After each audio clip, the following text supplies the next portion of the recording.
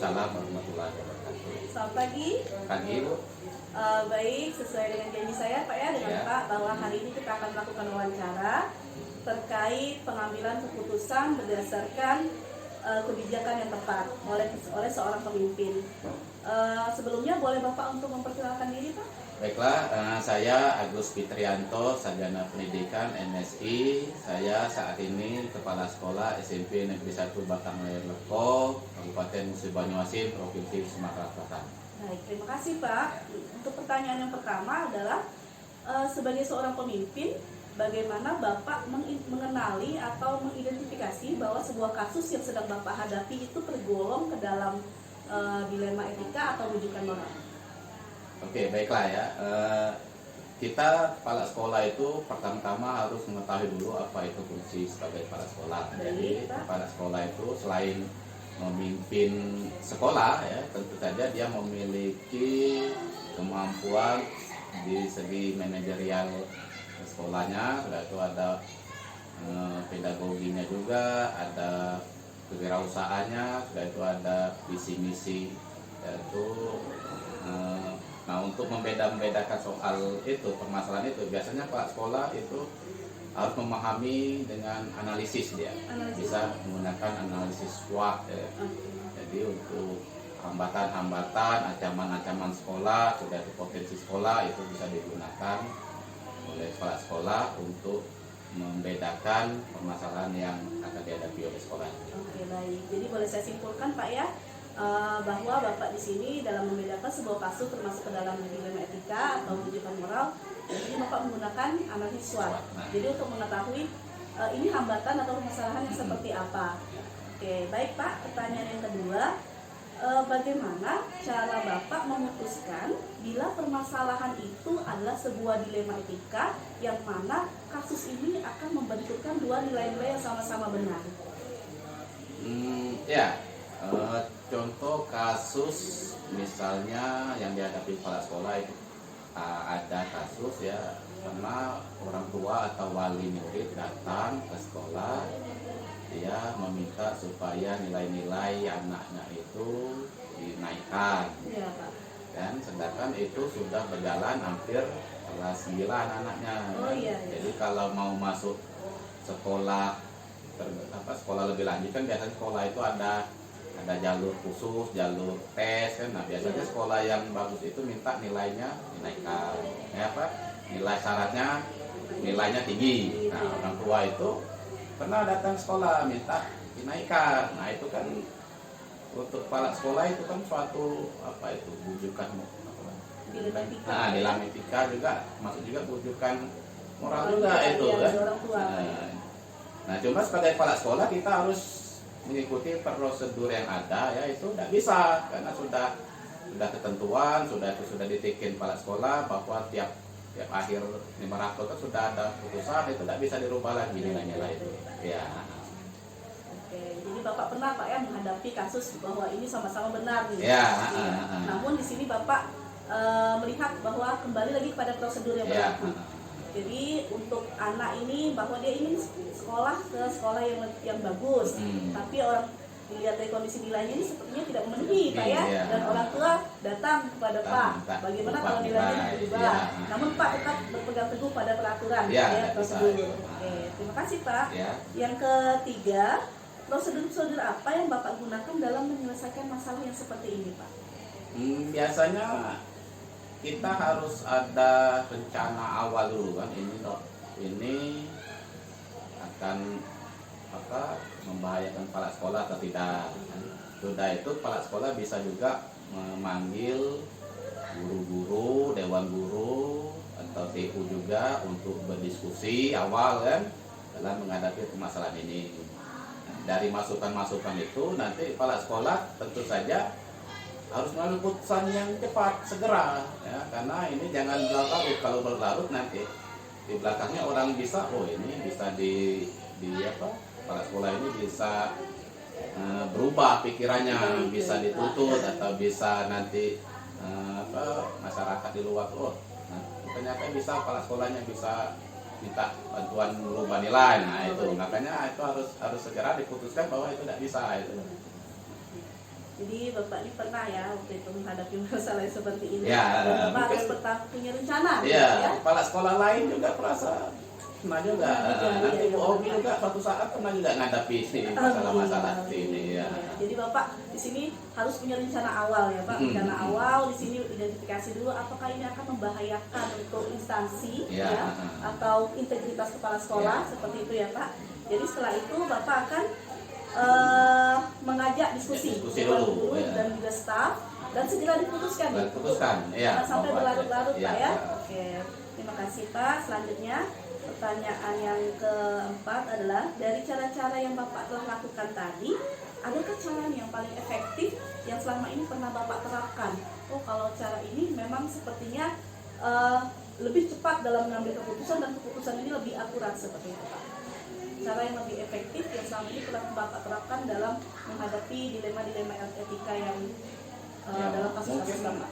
Cara yang lebih efektifnya ya kita sering-sering ini ya, sering membaca ya, membaca dan kita sering diskusi dengan teman-teman kepala sekolah lainnya kan ya. Sudah itu memang pengalaman. Jadi sebelum kepala sekolah ini kan pasti kepala sekolah itu sudah mengalami namanya wakil kepala sekolah dia kan, sudah itu pernah jadi wali kelas, guru senior kan, mendapat penugasan dari kepala sekolah. Nah itu semua bisa jadi tindakan kepala sekolah tersebut, yaitu bagaimana mengambil keputusan yang cepat, tepat dan ya tidak ini ya, tidak membuat masalah di kemudian hari gitu.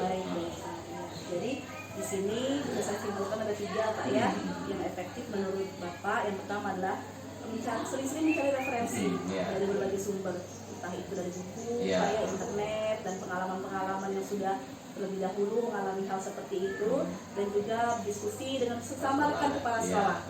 Ya. Dan yang selanjutnya adalah bahwa pengalaman pribadi kita itu adalah yang berharga untuk kita jadikan referensi. Kita kan sebelum kepala sekolah pernah jadi wali kelas, Pak ya, wakil kepala sekolah, ya baik. Yang selanjutnya Pak, selama Bapak menghadapi kasus atau permasalahan dilema etika ini, apa saja yang menjadi tantangan Bapak dalam pengambilan keputusan pada suatu kasus ini? Ya, tantangan tadi kan memang kita menghadapi masyarakat di luar itu kan berbeda-beda. Kadang-kadang orang tua itu pengennya atau keinginan, wah ini harus bisa ini. Yang dulu-dulu bisa kok, sekarang nggak bisa misalnya. Itu kan orang tua kan akan pemikiran mereka kan berbeda-beda. Mungkin pengalaman dia yang dulu, orang tua yang dulu mungkin pernah ini kan bisa dia ternyata. Nah itu kan akan jadi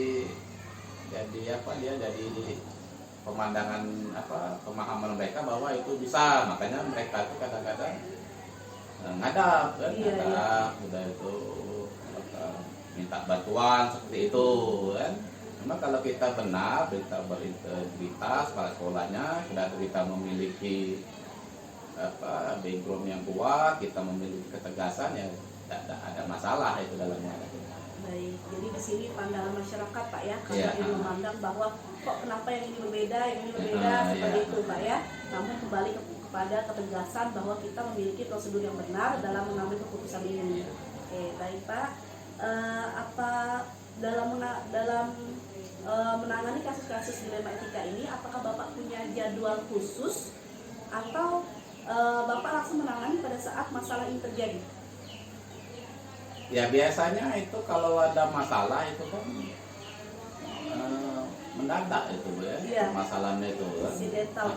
Aksidental, dia langsung dadakan ya, tanpa kita rencanakan kan, mereka datang permasalahan ya. Seperti itu biasanya dadakan. Dadakan Pak ya. Jadi kapanpun kasus itu terjadi maka harus ditemukan solusinya. Baik. Selanjutnya Pak, adakah seseorang atau pihak lain nih di sini faktor-faktor yang selama ini membantu Bapak dalam atau mempermudah dalam menanggapi kasus-kasus dilema etika ini? Ya tentu saja kita minta bantuan juga ke guru-guru yang senior ya, wakil kepala sekolah itu harus kita minta pendapat-pendapatnya ya, karena tidak bisa sekolah ini maju sendiri. Sekolah ini kan maju bersama itu, oleh gurunya juga, oleh wakilnya, oleh TU-nya ya. Harus semuanya harus dilibatkan ya. Baik. Jadi Bapak di sini melibatkan semua, berkolaborasi dengan semua aspek yang ada di sekolah Pak ya, terutama kepada guru-guru senior dan senior. Baik Bapak, selanjutnya dari semua yang sudah Bapak sampaikan nih, pengalaman dan pembelajaran apa yang Bapak dapatkan, yang Bapak bisa petik dari pengambilan keputusan mengenai kasus-kasus dilema etika ini? Pengalaman yang bisa kita petik bahwa kita harus berpikir jernih, sudah berpikir sesuai dengan landasan kita, peraturan kita ya. Jadi kepala sekolah itu memang dia harus siap semua ya. Harus siap, dia mentalnya siap, sudah itu pengetahuannya juga harus siap dalam menghadapi permasalahan yang akan dihadapi sekolah itu. Dan tentu saja mungkin ke dinas juga kita harus buat laporan kan, ke pengawas juga untuk kita melapor kan kalau ada permasalahan di sekolah gitu. Baik. Jadi Bapak di sini harus mempersiapkan segala sesuatu yang diperlukan Pak ya. Pada saat persiapan kita sudah makan, maka kita akan dirudani untuk mempertanggungjawabkan dimanapun, misalnya di level dinas ataupun di level formil seperti itu ya Pak. Baik, dari percakapan ini banyak sekali pengalaman berharga yang bisa saya ambil Pak ya. Terima kasih banyak untuk waktunya. Semoga Bapak kedepannya tambah sukses, dan mohon doanya juga untuk saya Pak. Semoga CGP ini cepat selesai. Amin. Nah, saya mengharapkan kepada Bu Omi ya, ambil semua pengalaman yang ada di kepala sekolah sekarang atau kepala sekolah yang Ibu Omi wawancara berikutnya ya. Sebab kepala sekolah itu pasti memiliki pelajaran yang bisa diambil ya. Kalau dia yang menurut Bu Omi Pak ini tidak bagus, itu nanti diperbaiki. Kalau dia sudah bagus itu ambil pelajaran. Siap Ya. Pak. Terima kasih Pak ya. Oke. Assalamualaikum. Waalaikumsalam.